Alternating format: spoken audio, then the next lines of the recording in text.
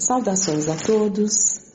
Nós vamos buscar no livro Até o Fim dos Tempos, da Amélia Rodrigues, do Espírito Amélia Rodrigues, psicografado pelo Divaldo Franco, o capítulo Renascimentos Libertadores. Então será a nossa reflexão sobre as reencarnações, renascimento libertadores, que são as benditas reencarnações, né? As abençoadas reencarnações, as abençoadas oportunidades do retorno. E esse retorno à carne já era muito compreendido e dito naturalmente ali pelos judeus, né? Na época em que Jesus esteve junto a eles. Lucas nos relata, vamos buscar no Novo Testamento, no capítulo 9 de Lucas, né?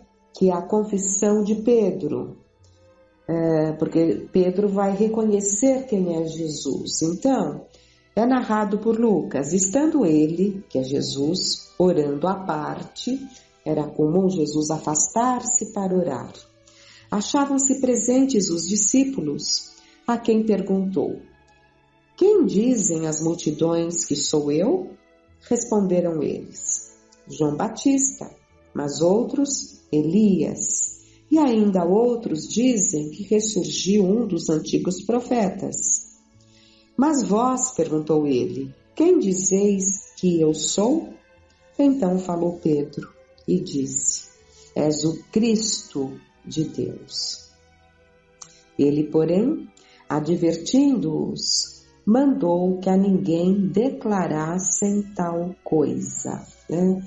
Então pediu que ainda se fizesse segredo, que ainda não falassem às multidões que ele, Jesus, era o Cristo de Deus, portanto o enviado tão esperado por seu povo. Então, nesse capítulo, Renascimentos Libertadores, Amélia Rodrigues nos traz: as anêmonas em flor padeciam a constrição do calor e murchavam, deixando manchas coloridas sobre o verde desbotado das ramagens ressequidas. O dia amanhecera morno e a tórrida Judéia de solo calcinado como o coração dos seus habitantes prenunciava calor sufocante. Eles haviam chegado da Galiléia em marcha tranquila, passando pelas povoações e casarios esquecidos dos administradores, nos quais paravam para adquirir alimentos e conversar com os aldeões. Para aquelas gentes simples e sofridas, das regiões remotas das cidades grandiosas, o contato com Jesus significava uma primavera formosa, explodindo luz e harmonia na acústica de suas almas. Por isso que Jesus começa o seu trabalho na Galileia, porque eram corações mais preparados, espíritos mais afins com ele, portanto mais sequiosos, mais sedentos daquilo que ele vinha trazer. E continua Amélia.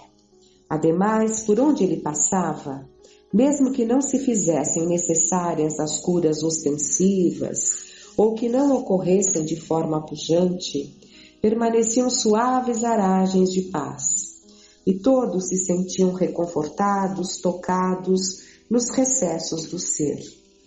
Quem era aquele homem que sensibilizava as multidões, atraindo crianças ingênuas ao regaço, anciãos ao acolhimento, enfermos à misericórdia, loucos e obsessos à paz, e as próprias condições difíceis da natureza a uma alteração perceptível para melhor? Interrogavam-se todos quantos lhe sentiam a aura irradiante de amor. Inevitavelmente permaneciam atraídos, e mesmo quando não o podiam seguir, em razão das circunstâncias do momento, jamais o esqueciam, aguardando que ele voltasse entre os hinos de júbilo interno e esperanças renovadoras. A sua palavra cálida adquiria musicalidade especial de acordo com as ocasiões e ocorrências, tendo modulação própria para cada momento, penetrando a acústica da alma de forma inesquecível.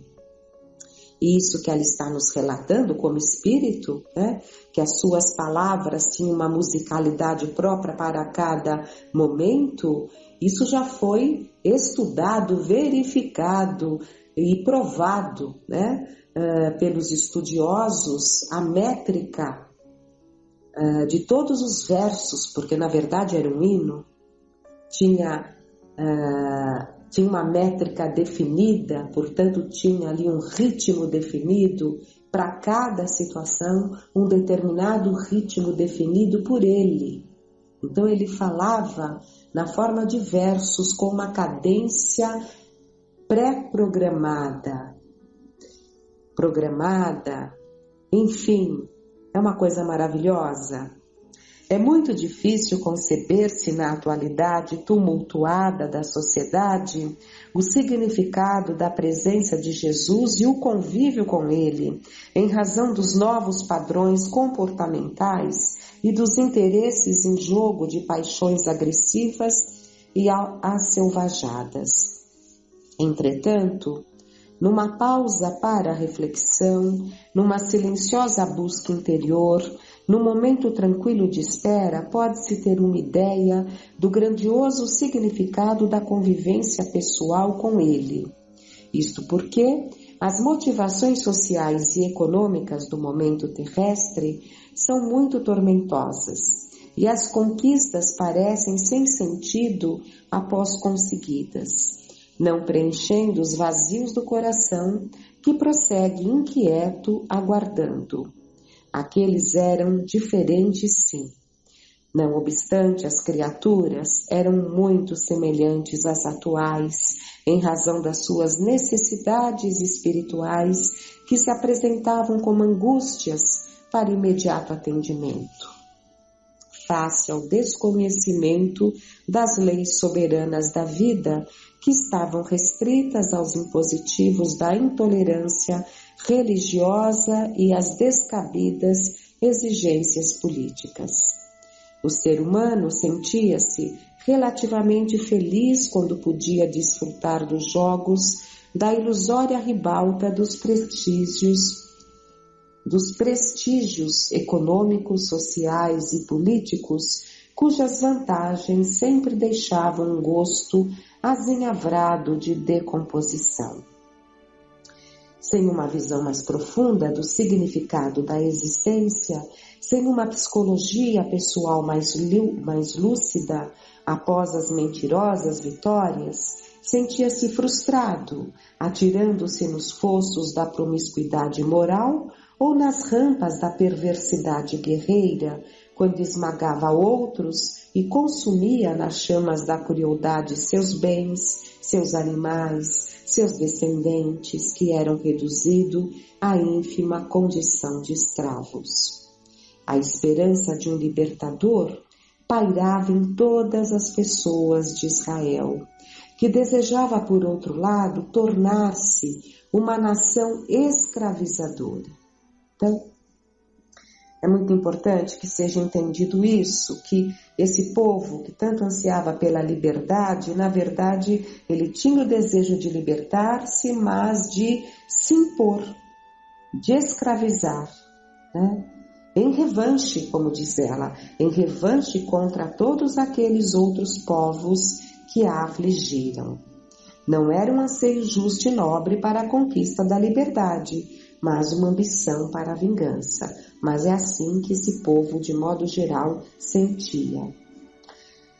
Surge Jesus e os olhos ansiosos das massas voltam-se para ele com variados anelos que se diversificam desde as necessidades orgânicas às ambições guerreiras, às alucinadas questões de supremacia de raça e de religião, esses permanentes adversários do processo de evolução do espírito humano.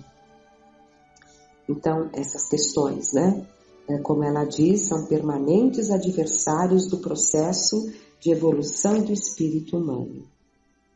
A sua, no entanto, era outra missão: libertar o indivíduo de si mesmo, da inferioridade que lhe predomina no caráter e nos sentimentos. Então, essa era a missão de Jesus.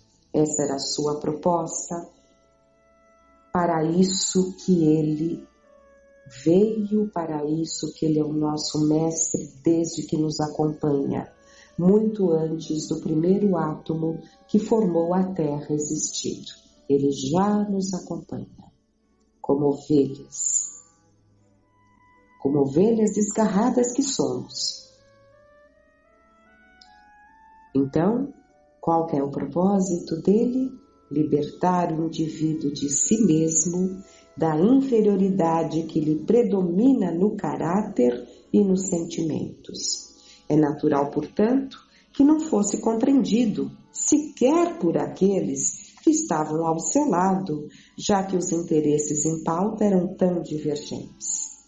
A harmonia das suas lições ia cantando uma sinfonia de esperança nos corações.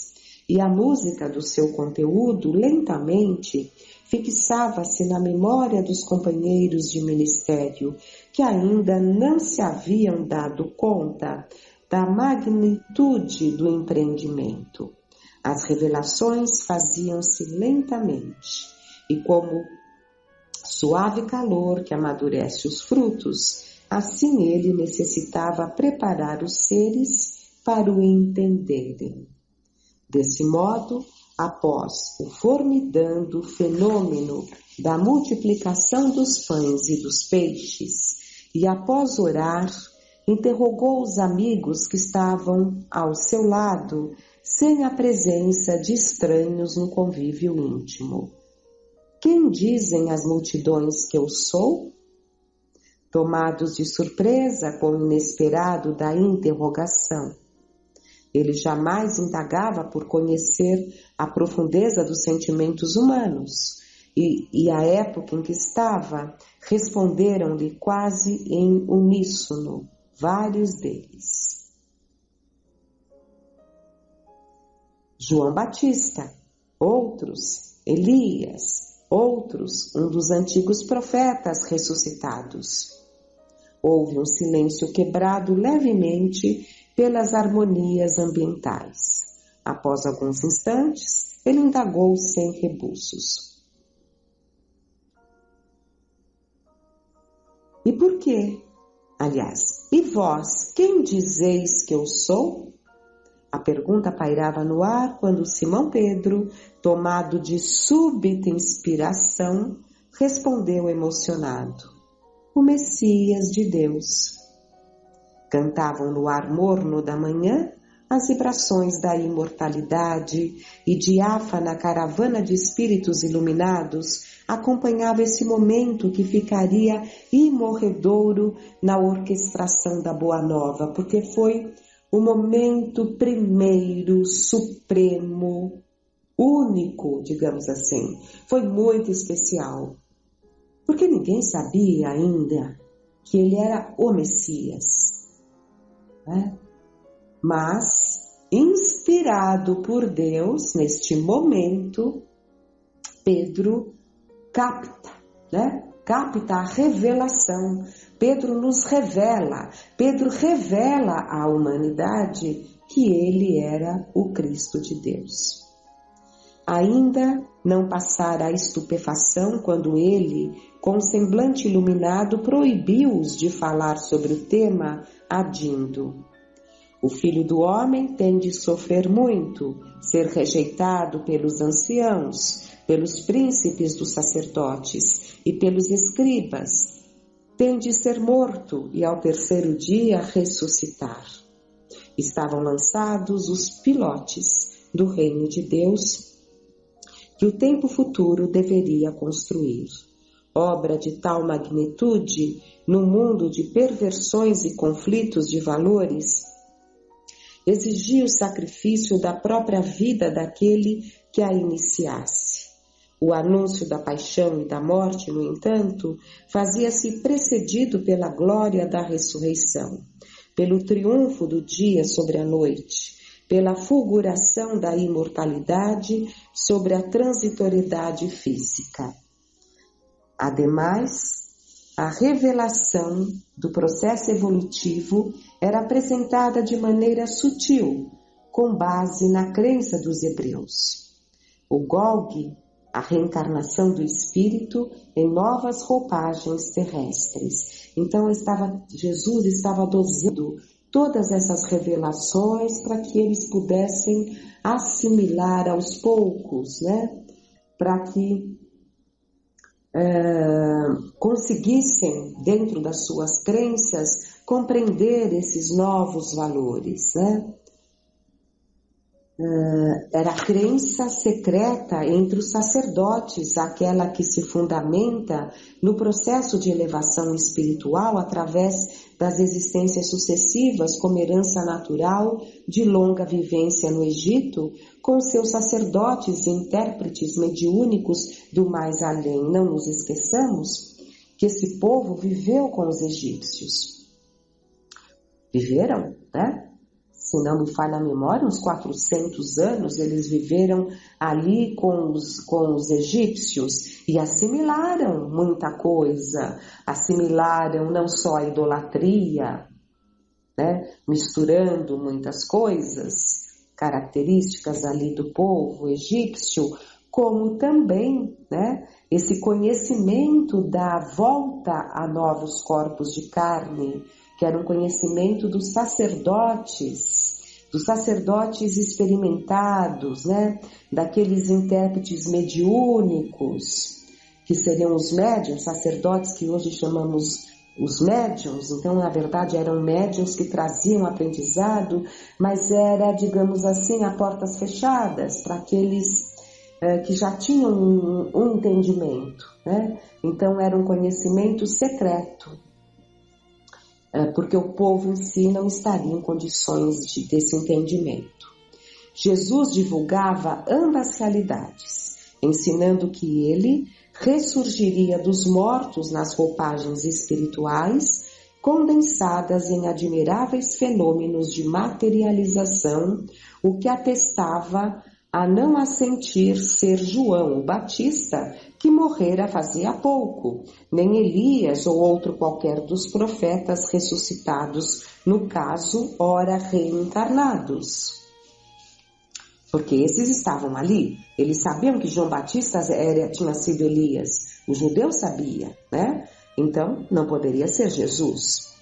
A sua encarnação trazia como razão precípua e única, ensinar o caminho de autolibertação que o amor iluminado pelo conhecimento proporciona, encorajando os indivíduos ao esforço inadiável pela autoconquista.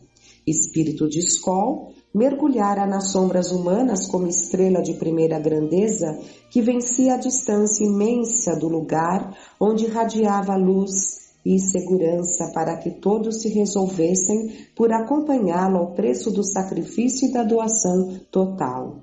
Por isso repetia agora aos discípulos o que anteriormente declarara a Nicodemos, em silêncio e discrição, que era necessário nascer de novo.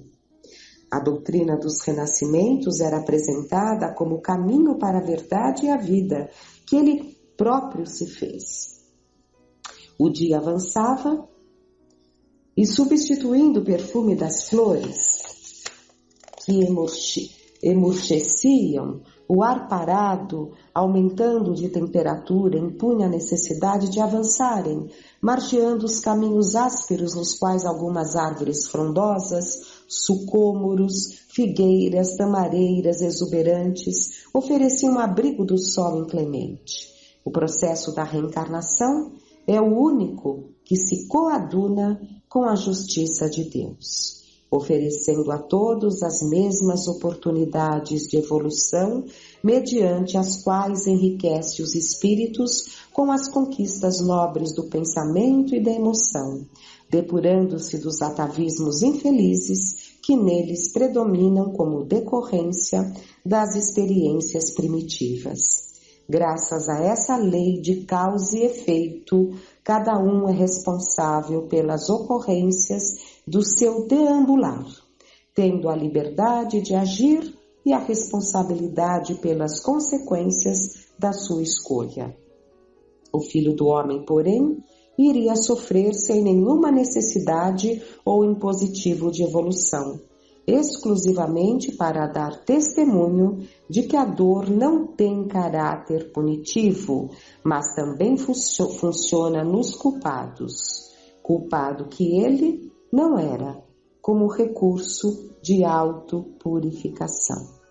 A sua era, portanto, uma dadivosa lição de amor e de encorajamento para todos quantos atravessariam os portais da existência planetária tentando a conquista do infinito.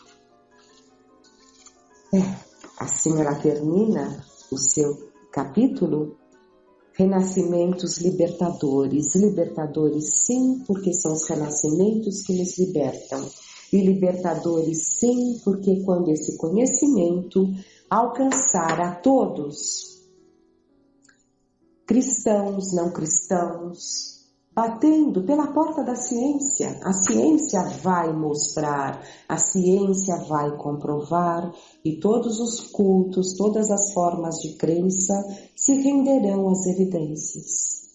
E isso trará muita paz.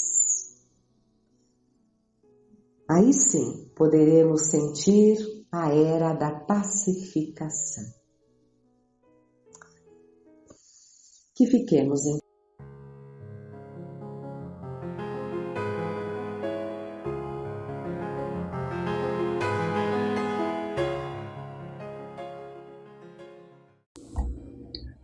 Eu tenho notado ultimamente que as pessoas têm se queixado muito das obsessões e das suas consequências. Então eu trouxe aqui do livro Obsessão e Desobsessão, da Sueli Caldas Schubert, um trecho para que nossa reflexão seja um pouco mais aprofundada e nós possamos talvez até mudar a nossa postura mental com relação a essa situação que todos nós vivenciamos aqui no planeta Terra. Profilaxia das obsessões. João, no capítulo 8 e no versículo 11, disse que Jesus falou: vai e não peques mais. Profilaxia é o conjunto de medidas preventivas que evitem o aparecimento de doenças. No caso da obsessão, sendo esta doença da alma, a profilaxia é de vital importância. Como vimos, existe a obsessão porque existe a inferioridade em nós. O atual estágio evolutivo do nosso planeta denota a precariedade das condições espirituais do homem. Tudo é feito para que o ser humano se torne cada vez mais materializado. Em nossa sociedade, o indivíduo que deseja fugir aos parâmetros convencionados e impostos pelo materialismo é taxado de louco ou idiota. Inverteram-se os valores, tornando-se muito mais difícil a alguém destoar do que passou a ser a norma. Todavia, isso é possível e deve ser desejado. E é o que incalculável número de pessoas está tentando fazer em todos os quadrantes do globo. Buscam avidamente uma saída, uma resposta. Desorientados, lançam-se de corpo e alma atrás de falsos profetas que os aglomeram em torno de crenças esdrúxulas. Quando não, buscam outros derivativos nos tóxicos, no álcool e etc. Poucos, porém, têm discernimento preciso para escolher o caminho certo que não lhes traga consequências funestas. Sem embargo, o Espiritismo representa a porta que se abre a descortinar esse caminho, que não é privilégio dos espíritas, pois o Senhor tem meios de mostrá-los a todos os povos, a todos os homens, de diferentes maneiras e gradações. Eu sou a porta, disse Jesus. Este é o rumo que se nos oferece. É na mensagem de amor trazida pelo Mestre que encontramos a nossa destinação. As experiências amargas que temos tido no passado indicam-nos ser esse o único meio de salvação. Salvação das moléstias da alma que se instalaram em nós. Assim, a única profilaxia eficaz contra a obsessão é a do Evangelho, é praticar o bem e ser bom. Tal a rota que a doutrina espírita estabelece para nós, revivendo a moral evangélica, aquela que reúne todas as formas de amor capazes de nos imunizarem contra os vírus negativos, livrando-nos de contrair novas doenças da alma. No livro Sementes da Vida Eterna, de autores diversos, psicografado por Divaldo Pereira Franco, no capítulo 50, Eurípides Barçanufo diz: através do Evangelho, entretanto, encontramos o antídoto eficiente contra a sua proliferação, o amor. Realmente, o amor, tal como Cristo nos ensinou, é o único antídoto contra esse mal que graça de maneira tão avassaladora, a obsessão. Assim como o corpo necessita respirar, alimentar-se e repousar, a necessidade primordial do espírito é o amor, para se ver curado das enfermidades que o prejudicam. Quando aprendermos a amar sem reservas, desinteressadamente, quando conseguirmos amar sem exigências, em completa doação, quando houver em nós o amor em toda a sua plenitude, o amor que se reparte por toda a humanidade, então não haverá ódios e malquerenças, guerras e disputas, desafetos e obsessores. Somente um amor desse quilate conseguirá unir obsessores e obsidiados, terminando com as vinditas, com os sofrimentos e as dívidas. O Espiritismo veio conclamar-nos ao amor, veio relembrar aos homens o real significado desse sentimento sublimado que o Evangelho exprime. Somos almas cansadas de erros e de sombras que vimos cultivando em sucessivas encarnações. A doutrina espírita nos oferece meios para superar tudo isso e nos ensina que o caminho é Jesus. Se queremos o nosso aperfeiçoamento e o dos nossos semelhantes, se anelamos pela melhoria do planeta em que vivemos, devemos começar agora a cultivar o amor em nós, para reparti-lo com todos os seres humanos. Lembrando-nos de que esse aprendizado começa no lar, com o parente difícil, com aqueles que nos fiscalizam, sejam eles encarnados ou não, com o próximo, mais próximo que possivelmente é o obsessor de ontem, agora encarnado bem perto de nós. Por isso, o amor é o antídoto, porque ele nos possibilita a conquista daqueles a quem devemos e cicatriza todas as ulcerações existentes em nosso mundo interior. E assim, redimidos e renovados, estaremos livres para ir ao encontro do amanhã, que não tarda.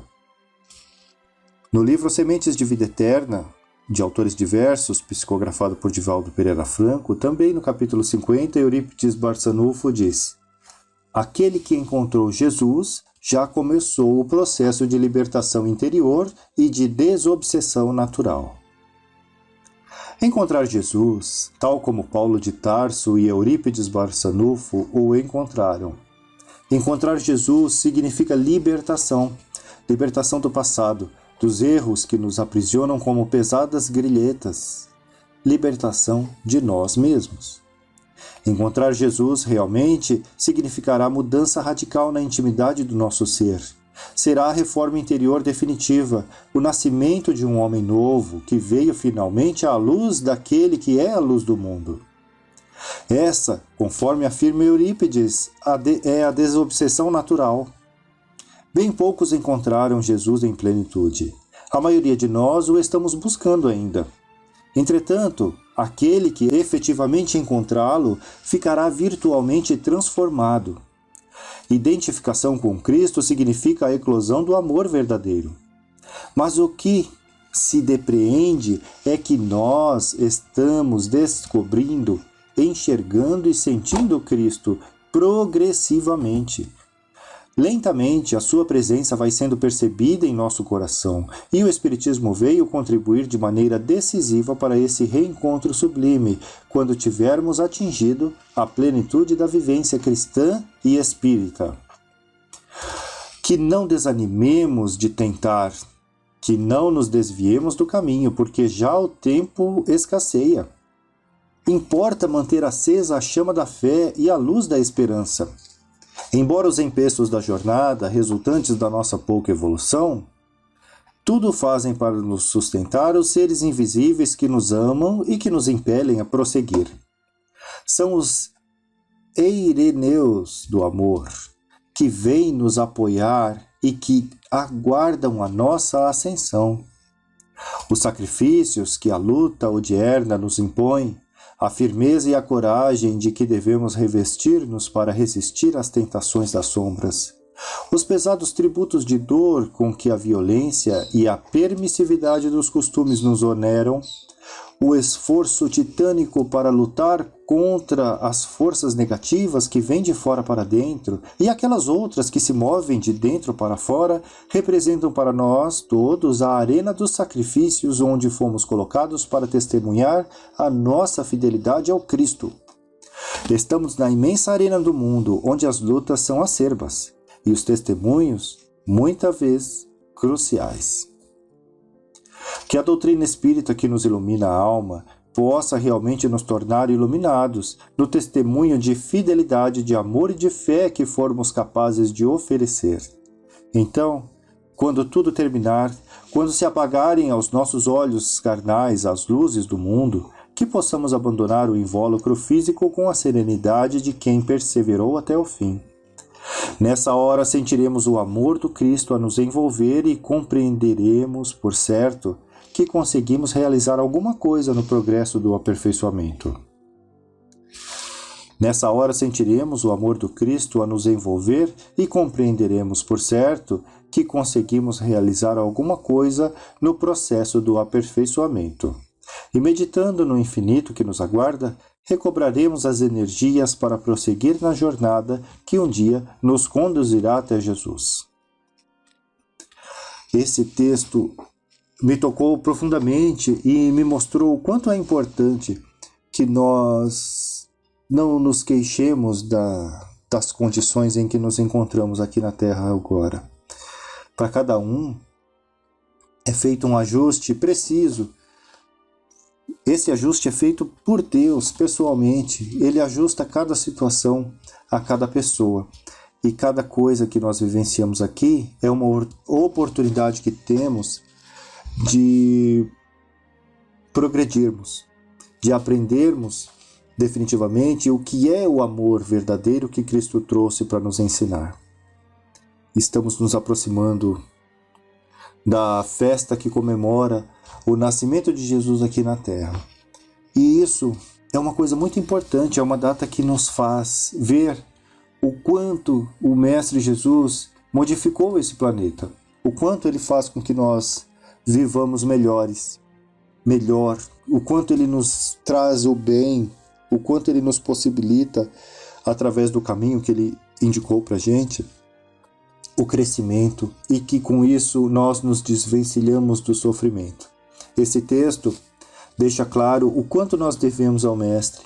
Só esse ensinamento de amar ao próximo, ele é tão libertador e ele traz tanto conforto para nós que efetivamente ele transforma toda a dor em oportunidade. Toda a dor, todo o sofrimento, tudo que nós víamos como coisas ruins das quais nós precisávamos nos livrar, com o ensinamento do Mestre, passam a ter outro valor. Elas deixam de ter um peso da dor e passam a ter o valor da oportunidade. Então, é importante que nós consigamos fazer esse balanço disso tudo que nós aprendemos o tempo todo. Jesus está sempre abrindo uma portinha, uma janelinha para iluminar o nosso caminho, para que a gente consiga perceber o quanto é importante essa oportunidade de estarmos na Terra agora. Então, façamos o bom uso disso, façamos o bom uso dessa oportunidade com gratidão, com fé, com esperança, porque isso tudo, por mais doloroso que seja, vai passar um dia. E quando passar, nós perceberemos que só foi bom para a gente, só foi benéfico para nós e para os nossos, né? Enfim, eu quero desejar a todos uma ótima semana, ótimos dias, ótimas vidas, ótimas encarnações, com o máximo de proveito possível. com o máximo de entendimento possível. Temos que seguir o que o Mestre Jesus nos ensinou e também atentarmos para o que Kardec nos indica. Ele diz, instruí-vos, e ele sempre bateu nessa tecla com muita ênfase, porque é importante. Essa instrução que a espiritualidade nos traz, ela nos ajuda a amadurecer, ela nos ajuda a não sofrer, ela nos ajuda a compreender como é que funcionam as coisas e por que a gente sofre, e como parar de sofrer, transformando a dor